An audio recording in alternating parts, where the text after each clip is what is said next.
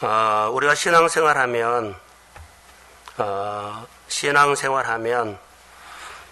우리는 항상 하나님께 맞추는 것이 신앙생활입니다. 하나님께 맞추는 것. 그런데 하나님께 맞추어야 하는데 나는 내 현실에다 맞추고 사는 겁니다. 내 현실로 가 있는 이 시각과 관점을 하나님께로 돌리는 것이 신앙생활입니다. 근데 가만히 있으면 그냥 내 현실로 가버립니다.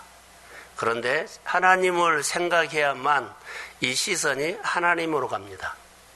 날마다 내가 그냥 살면 나는 자연적으로 세상에 이렇게 현실로 눈과 마음이 갑니다. 그런데 내가 하나님을 생각하면 그때 내가 하나님 앞에 맞춘다는 겁니다. 오늘 본문에 보면 우리가 잘 아는 10명의 나병 환자가 나옵니다. 근데 이 사람의 관점을 우리가 보면 예수님이 어디에 가서 이렇게 기적을 일으켰다, 병을 고쳤다, 여기에 초점이 맞춰진 것이 아니라 10명의 나병 환자가 치료받고 하나님 앞에 예수님께 반응하는 것에 초점이 맞춰져 있다는 겁니다. 자, 우리가 하나님 앞에 은혜 받는 데다가 초점을 맞춘 것이 아니라, 은혜 받아서가 아니라 은혜 받고 난 이후에 내가 하나님 앞에 어떤 반응을 하느냐에 초점이 있다는 겁니다. 이게 신앙생활입니다. 자, 여기 9명하고 10명인데 은혜 받았을 때는 고난 받았을 때는 10명이 딱 한 덩어리가 됩니다. 너냐 나냐 그냥 따지지 않습니다. 그런데 은혜 받고 난 다음에는 분명하게 달라집니다. 9명과 1명이 달라집니다. 공동체가 어려움이 있었을 때는 똘똘 뭉칩니다. 그런데 좀 괜찮아지면요, 딱 분리되어 버립니다. 이 분리된 사람이 누구였느냐라는 것에 따라서 오늘 우리의 신앙이 전혀 질이 달라진다는 겁니다. 9명 쪽이냐, 1명 쪽이냐. 우리가 2월달에 신앙생활을 하면서 하나님 앞에서 이것을 우리가 생각하기를 주의 이름으로 소원합니다. 그런데 본문에 보면 9명은 유대인이고 1명은 사마리아인입니다. 한 사람은 병이 낫다 할지라도 우리가 보면 제사장에 갈 이유가 없습니다. 유대인들은 제사장에 가서 자기가 병 나은 것을 보여야 되지만 사마리아 사람은요, 제사장에게 갈 이유가 없습니다. 그런데 예수님은 똑같이 그들에게 말을 했습니다. 가던 중엔 10명이 나섰습니다. 우리가 여기에서 보면 참 재밌어요, 이게. 자, 제사장에게 갈 이유가 없어서 그런 예수님이 갔다, 그것도 아닙니다. 분명하게 거기에 대한 동기가 있는데, 여러분, 은혜를 베푸신 예수님에게 반응을 따라서 해야 한다는 거. 자, 하나님의 은혜를 받으면 내가 반응이 중요하다는 거. 내가 반응. 분명히 10사람 중에 메시지가 9사람하고 1사람하고는 다릅니다. 어떤 메시지를 들었느냐는 겁니다. 이것보다 마음의 울림입니다. 내 마음에서 늘 생각나는 것, 마음의 울림이 그것을 결정합니다. 그러니까 울림이 있는 사람과 울림이 없는 사람의 차이가 오늘 본문의 반응을 결정할 거라고 봅니다. 오늘 17절에 보면 10사람이 다 깨끗함을 받지 않았느냐. 예수님이 말합니다. 9은 어디 있느냐. 오늘 여기에 대한 우리가 질문이, 나에게 대한 질문이 돼야 하고 가정과 생활의 질문을 가져야 할 겁니다. 깨끗함을 체험한 사람들의 반응에 초점을 여기 맞추고 있다는 겁니다. 자, 16절에 한 사람이 예수의 발 아래에 엎드려 감사하니 그는 사마리아 사람이었더라 그러죠. 자, 감사하는 단어가 딱 한 번 나와요. 감사. 자, 감사하는 사람은 어떤 사람이 했을까요? 라는 겁니다. 감사하는 사람은 하나님께 감사. 자, 저를 한번 보세요. 감사는 어떤 감사냐? 우리는 하나님 앞에 감사하죠. 근데 감사는 두 가지입니다. 숨어 있는 것이 하나 있습니다. 감사는 하나님께 감사하고 이웃에게 나누는 겁니다. 근데 우리는 하나님 앞에 감사하면 하나님 앞에만 하죠. 그런데 진짜 감사는요, 이웃에게 베푸는 겁니다. 이게 하나님의 감사는 하나님의 은혜와 이웃 감사가 같이 동일합니다. 너 은혜 받고 하나님 앞에 해서 그럼 나 할 일 다 한 것이 아니에요. 우리에게 은혜 받는 사람이, 축복 받는 사람이 이웃에게 나눌 것까지 줬다 안 줬다? 줬어요. 이게 감사라는 겁니다. 그런데 이 감사는 아무나 할 수가 있는 것이 아니에요. 마음에 울림이 있는 사람만 어디까지 간다? 행함이 있는 감사까지 간다. 하나님 앞에 감사는 누구든지 다 할 수 있어. 하나님이 주셔서. 근데 이웃에 대한 감사는 마음에 메시지, 울림이 없으면 행함으로 안 갑니다. 그냥 하나님 앞에 해서. 진짜 우리에게 마음에 울림이 있고 그 감사가, 그 믿음이, 그 생활이 생명력이 있다면 어디까지 간다? 이웃에게까지 간다. 이게 하나님 앞에 감사답니다. 이게 하나님 앞에 예배답니다. 그래서 감사하는 사람은 어떤 감사였을까? 반응이 하나님께 감사한데 그 감사는 하나님께와 이웃에게 실천이 따라온다는 것입니다.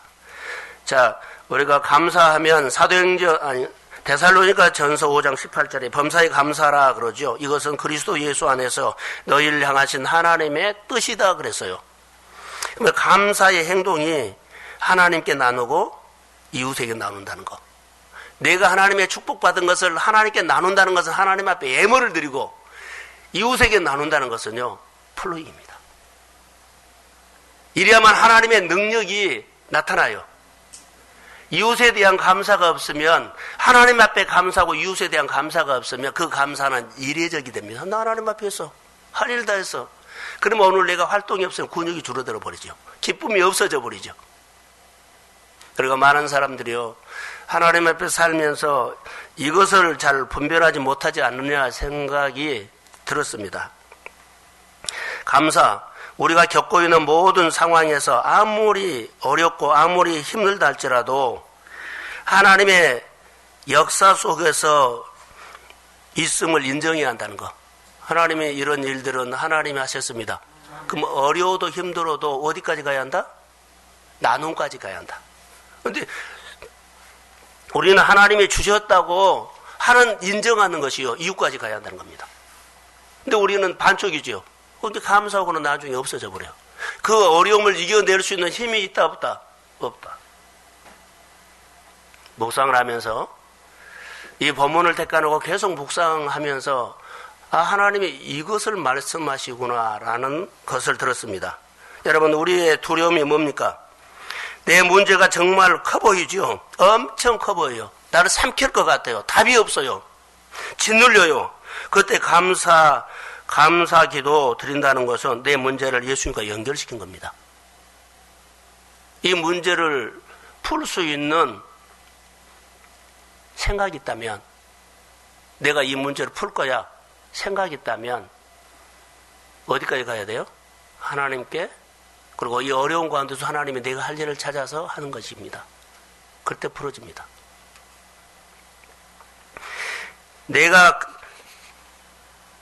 내가 크게 생각한 문제도 하나님 안에서 해석하라는 겁니다. 그래서 내 문제는 하나님 안에서 다루어집니다. 자, 아멘. 내 문제는 어떤 문제라도 하나님 안에서 다루어집니다. 그래서 내 문제 가지고 하나님 앞에 나간다는 것은 믿음인데, 그 믿음의 감사나 예배는 하나님 앞에 감사하고 누구까지 가야 한다? 이웃까지 가야 한다. 그걸 인정하는 행위가 감사랍니다. 그걸 인정하는 행위가 감사인데 그 감사는 하나님께 감사, 이웃에게 감사 베푼 겁니다. 사마리아 여인, 강도 만난 사람을 누가 건졌어요? 이 사람에게는 하나님 앞에 감사했지만 나랑 전혀 상종하지 않고 나를 무시하는 사람에게 같이 행위가 있었어요. 그래서 그 사람에게는 뭐가 있었다? 능력이 있었다. 여러분, 우리에게는 항상 문제가 있습니다. 한 문제가 있어 매듭을 풀면 또 다른 문제가 생기고 또 다른 문제가 계속적으로 밀려옵니다. 내 문제의 매듭을 푸는 비결은 딱 하나입니다. 내 문제를 하나님과 연결시키는 것이 감사합니다. 하나님 앞에서 이 문제가 해결된다는 인정하는 것이 감사합니다. 그래서 진짜 감사하는 신앙은 하나님께 영광, 이웃에게 나눔입니다. 내가 어려운 가운데 어떻게 나눕니까? 나도 힘든데 어떻게 내가 나눕니까? 나도 겨우겨우 사는데 어떻게 봉사합니까? 나도 바쁜데 어떻게 하나님 앞에 합니까? 그런데요, 진짜 말씀에 순종하는 삶은 나눔까지 간다는 거. 순종할 수 없는 상황에서 순종하는 나눔이 말씀의 순종이답니다. 다시 말하면 하나님의 마음을 진짜 만난 사람입니다. 만약 순종할 수 없는 상황에서 순종을 했다면 그 사람에게는 뭔가 있습니다. 순종할 수 없는 그 상황에서 순종을 했다면 그 사람에게는 뭔가가 있어요. 그 뭔가가 뭘까요? 마음의 울림입니다. 내 마음에서 자꾸 메시지가 옵니다. 마음이 막 생각나게 합니다. 그것 때문에 순종할 수 없는 상황에서 그것을 하는 겁니다. 이 울림이 없으면 못합니다. 그거 안 합니다. 생각도 안 합니다. 하나님께서 주시는 은혜는 감사하는데 받은 축복은 있습니다. 그런데 울림이 없으면 행함이 없습니다. 그러면 그 은혜는, 그 축복은 이례적입니다. 한 번으로 끝납니다. 그런 마음의 울림이 있으면 내 안에 있는 성령이 계속적으로 내 안에 나를 주장합니다. 나를 이끄십니다. 한 번이 아니라 두 번이 세 번. 그래서 우리가 하나님을 향한 마음의 울림이 감사라는 것을 기억하시고, 이 감사는 생명력이 있다는 것. 생명력이 있다는 것은 계속 살아서 움직인다는 겁니다. 또 다른 일들을, 또 다른 열매를 주실 줄로 믿습니다. 다윗은요, 모든 범사에 마음에, 하나님을 향한 마음의 울림이 있었습니다. 그가 어려움들이 왜 없었습니까? 근데 마음의 울림입니다. 법을 지켜야 한다. 계명을 지켜야 한다. 하나님께서 주시는 것은 지켜야 한다. 이런 울림이 있었기 때문에 그는요, 내 마음대로 쉽게 해결할 것 같은 것들을 절대 하지 않고 고생을 하고 고난을 받고 쫓김을 당하면서도 그 법을 따랐는데, 그 법은 다윗 마음속에 울림이 있었다는 겁니다. 그래서 그 이후에 그의 생활을 보면요, 어디를 가든지 하나님께서 이겼습니다. 마음의 울림이 이기게 한 겁니다. 마음의 울림이 그가 그 사람이 되게 한 겁니다. 이 마음의 울림이 없으면 가슴이 죽은 신앙이 될 수 있습니다. 오늘 우리가 신앙생활할 때 이것이 아주 중요합니다. 하나님께서는 하나님을 향해서 마음이 울림이 없는 신앙을 거치게 해버립니다. 사울, 마음에 울림이 없었습니다. 결국 그는 하나님이 그치게 한 겁니다. 은혜 받은 건 사실입니다. 왕이 되는 것은 은혜 받은 것입니다. 그러나 마음에 울림이 없고 자꾸 내 생각이 너무 강해지면요, 거기에 울림이 없죠. 내 울림이 있어요. 내가 하고 싶은 것이 막 나를 주장해요. 그리고 내가 합리화시키고 다 그렇게 펴버려요. 그러면 하나님이 뭐 한다? 거치게 한다. 내 생활의 모든 거침은요, 다른 사람이 아니라 은혜 받는 사람입니다. 은혜 받는 사람이 그치기 위해서 그 그침이 다 멈춰버린 겁니다. 은혜 받는 사람이 계속 마음의 울림으로 기름 부음이 와서 또 다른 감사, 또 감사 더 했다면 계속적으로 하나님은 다루어서 하나님의 가정으로 세웠을 거라고 믿습니다. 오늘 10명의 나병 환자를 한번 생각해 보십시오. 9명은 어디 갔느냐. 그런데 그 당시에 나병은 내 힘으로 고칠 수 없는 병으로 상징됐습니다. 나병 그러면 다 죽을 병이었고 격리시켜버립니다. 생활부터도 격리시키고 죽을 병으로 딱 다 격리를 시켜버린 겁니다. 자, 내 힘으로 할 수 없는 일들이 우리 가운데 있다면 빨리 인정해야 합니다. 내 힘으로, 내 노력으로 나병 못 고친다. 이거 빨리 인정해란 겁니다. 만약에 고침 받았다면 누가 해 주신 겁니까? 근데 하나님께서 내가 할 수 없는 일을 했는데 해 주셨음에도 불구하고 우리는 하나님이 해 주셨다는 말을요, 은근슬쩍이 넘어가 버립니다. 분명한 신앙 고백을 주님은 원합니다. 진짜 하나님이 고쳐주셨다는 믿음, 내 마음에 하나님의 신뢰가 분명하다면 마음에 울림이라는 겁니다. 내 마음에 하나님이 이거 해주셨다는 것을 내 마음에서 하나님을 신뢰한다면 마음에 뭐가 있어요? 울림이 있어요.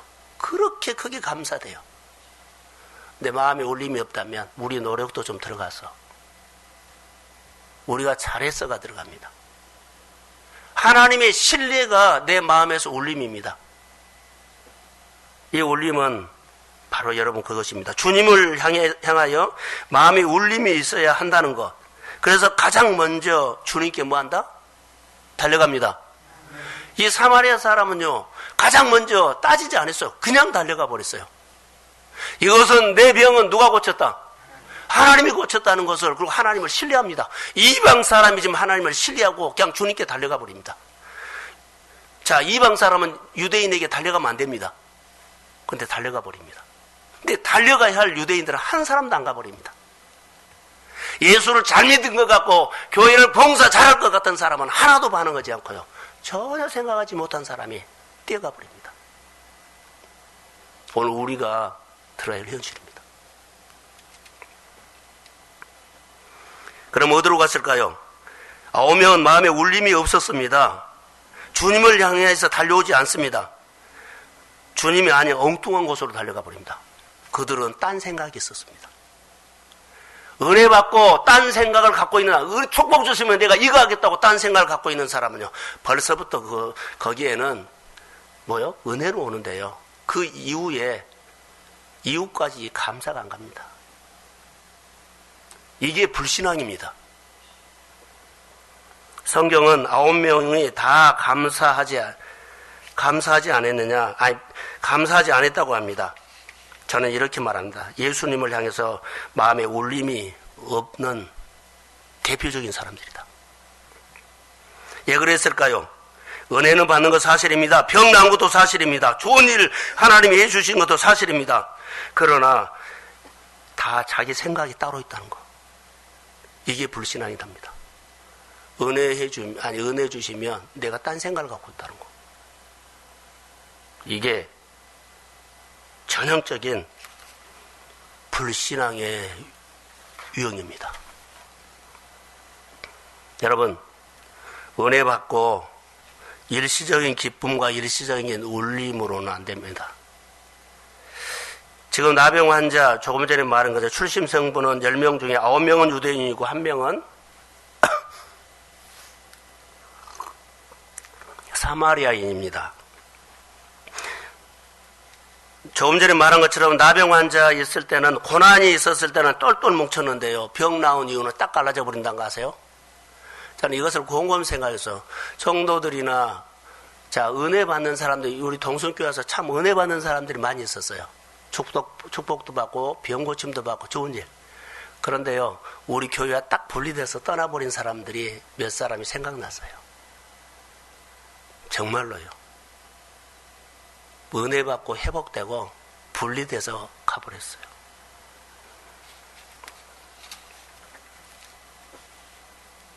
우리가 예수를 믿으면서 하나님 앞에서 은혜가 무엇인가를 알아야 돼요. 그러면 이 은혜는 주님이 주시는 은혜입니다. 마음에 울림이 있으면 절로 열매 맺습니다. 절로 승리합니다. 절로 문제가 주님이 푸십니다. 이 비밀이 담겨 있다는 것. 자, 기적 이후에 오히려 마음의 울림이 더 커가기를 소원합니다. 하나님 나에게 은혜 주셨는데 그 은혜 받았다고 내가 하나님이 주셨다고 인정을 한 이후에 하나님에 대해서 가슴이 더 뜨거워지기를 소원합니다. 더 예배자가 되시고 더 하나님 앞에 동역하시고 더 하나님의 나라를 가꾸십시오. 이게 울림입니다. 울림이 없으면 그거 안 됩니다. 이 울림이 하나님을 더 높이게 된다는 것. 이게 경배입니다. 자, 여러분, 신앙은 반드시 바꿔집니다. 자, 두 군데만 찾아보려고 합니다. 시편 30편 11절을 한번 찾아보십시오.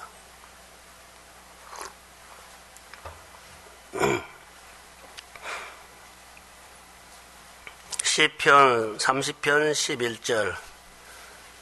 자, 우리 한번 찾아봅시다. 자, 시작.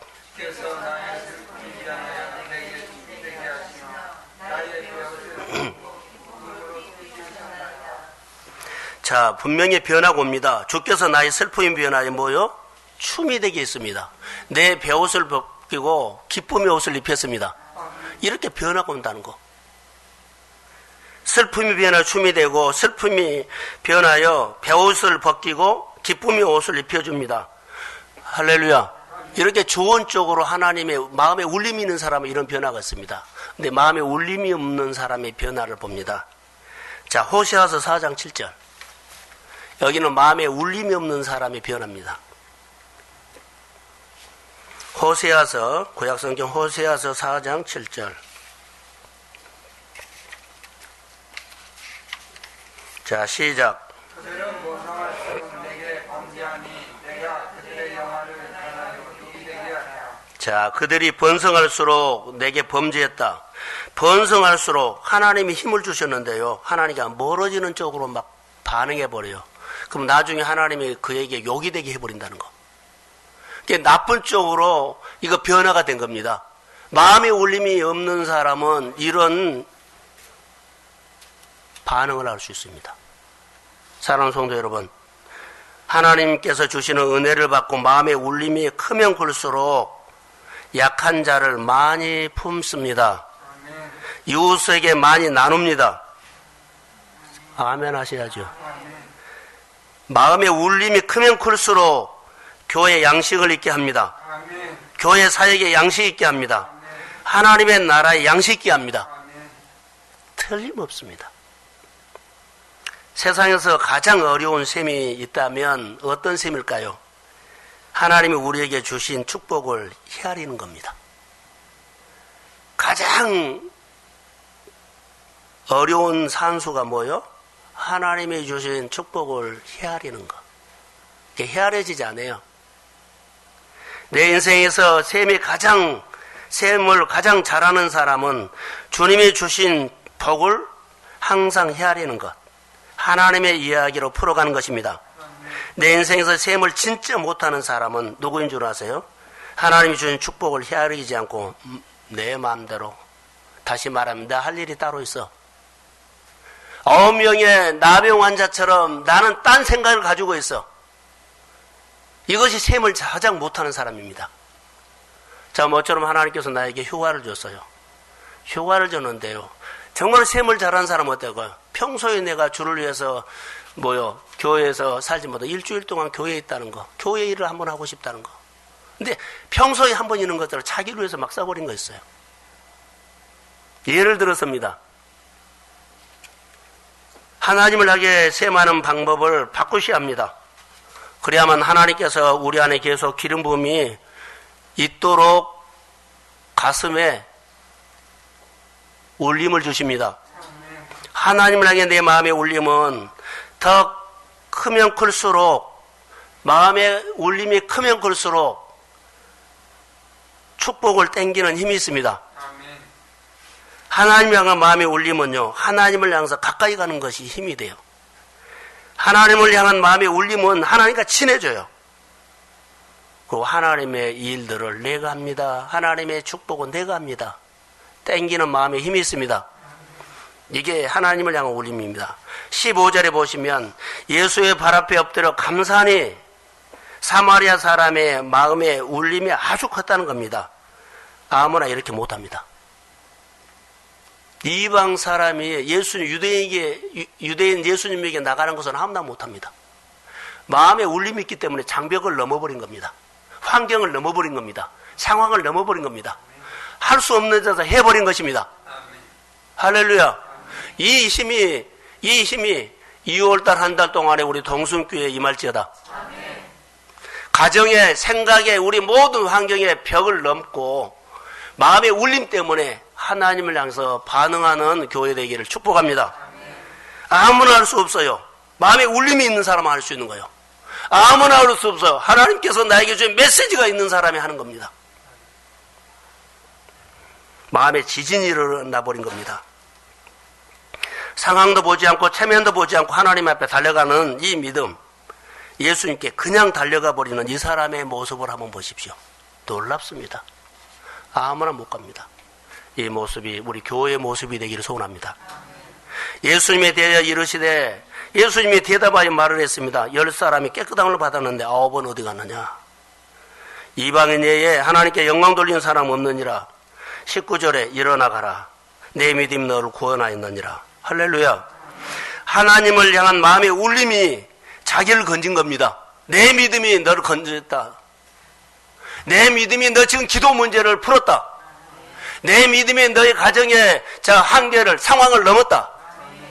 사랑하는 성도들, 하나님을 향한 마음의 울림이 결국 나를 건지고 가정을 건지고 목장 건지고 빈곤에서 건집니다. 이게 감사인데, 감사는 하나님 앞에만 하는 것이 아니라 이웃에게도 간다는 거. 교회가 선교도 하고 구제도 하는데요. 자, 앞장서는 사람이 이 본을 보여줘야 한다는 거. 마음의 울림이 시작입니다. 하나님, 이웃. 그래서 예배 드리는 만큼 이웃에게 예물도 드려야 한다는 거. 다시요. 하나님 앞에 이렇게 감사해서 예물을 드리죠. 그럼 그만큼 이웃에게 플로잉 해라는 거. 할렐루야. 그만큼 하나님께서 힘을 주셨어요. 그게 생명력이에요. 그의 마중물을 부은 거예요. 그의 내 인생을 건진 거예요. 그리고 하나님의 축복을 땡기는 것입니다. 하나님께서 나의 연약함을 강하게 하는 손입니다. 하나님의 내 약점을 하나님이 보완해서 강력하게 하게 하신 것입니다. 사업의 어려움을 건질 것입니다. 여러 가지 문제들을 넘게 하실 것입니다. 그리스도 안에서 하나님의 살롬이 그 가정에 넘치는 것입니다. 사랑하는 성도 여러분, 9명의 나병 환자를 보십시오. 자, 9명 그 마음에 울림이 없으면요, 다시 우울증 재발됩니다. 다시 쭉 힘 빠집니다. 다시 재발할 가능성이 있습니다. 다시 어려울 가능성이 있습니다. 다시 흔들흔들할 그런 어려움이 있습니다. 울림이 없으면 그렇습니다. 다시 그 자리로 가버린다는 거. 자, 저를 보세요. 재발한다는 것은, 병이 재발한다고 보듬도 내가 예수에게 은혜를 받기 전에는요, 누구 마음대로 살았어요. 은혜 받으면 하나님 앞에 가거든요. 그런데 다시 마음에 울림이 없으면요, 다시 옛날에 살았던 내 자아로 재발해버려요. 내 생각으로 다시 사라진 그 자리가, 내 자아가 재발한다는 거. 내가 그리스도 함께 십자가 못 박아 죽었다면 그냥 내 안에 예수의 생명으로 살아가야 합니다. 그런데 재발이 뭐요? 다시 내 자아가 움직이는 삶이 되어버린다. 그럼 말할 거 없죠. 다시 내가 세상적인 사람 된다는 거. 호세아서 4장 7절에 그 영화가 변하여 욕이 된다 그랬죠. 재발하면 그렇습니다. 일어나라, 내 믿음이 너를 구원하였다. 할렐루야. 하나님을 향한 마음에 항상 울림이 있는 2월달 되시기를 주의 이름으로 축복합니다. 주님은 오늘 우리를 향해서 큰 선언을 해주셨습니다. 마음에 울림이 있을지어다. 내 믿음이 너를 구원했다. 이것이 2월달에 주님이 우리 교회를 향한, 믿음의 가정을 향한 큰 선언입니다. 내 믿음이 너를 구원했다. 내 믿음이 너를 형통케 했다. 내 믿음이 너희 사업장에 다시 하늘이 열린다. 내가 경영하는 모든 일들이 잘되고 형통할지어다. 이 선언입니다. 오늘 하나님에 대해서 눈이 열리는 선언을 주님이 해주셨습니다. 이 선언이 하나님의 선언으로 믿습니다. 다시 결론 하나, 주님은 9명은 어디 가느냐? 2월달에 나에게 준 질문입니다. 찔림입니다. 그 질문 속에 담겨있는 메시지는요, 주님의 품으로 돌아오기를 기다리는 예수님의 속마음이 있습니다. 9은 어디 있느냐? 이거 버린 거 아니에요. 돌아오기를 기다린 거. 오늘 우리에게 9은 어디 있느냐? 그것은요, 주님이 오늘 또 그 사람까지 돌아오기를 소원합니다. 그게 주님의 마음입니다. 잃어버린 양 한 마리를 찾으신 예수님의 마음이라는 겁니다. 5명은 어디 있느냐? 예수님의 은혜가 필요합니다. 오늘 이 울림이, 우리는 아직 이 자리에 나오지 못하고 마음에 울림이 없는 사람들에게 마음의 울림이 회복되기를 주의 이름으로 소원합니다. 주님의 마음은 그 사람까지 이 자리에 와서 한 달을 잘 살기를 소원하는 주님의 선언이 내 믿음이 너를 구원했다. 자, 축복합니다. 이런 역사가, 마음의 울림의 역사가 한 달 내내 우리 가슴을 살릴 줄로 믿습니다. 예, 잘 되고 형통한 한 달이 되기를 축복합니다. 하나님 고맙습니다. 주의 마음을 부어주세요. 성령이 임할지어다. 권능을 주세요. 주의 마음에 감사가 풍성하게 하여 주시고, 하나님의 2월 달에 하나님의 축복, 하나님의 최고의 풍성함을 경험하게 하옵소서. 하나님의 최고의 손길을 느끼게 하옵소서.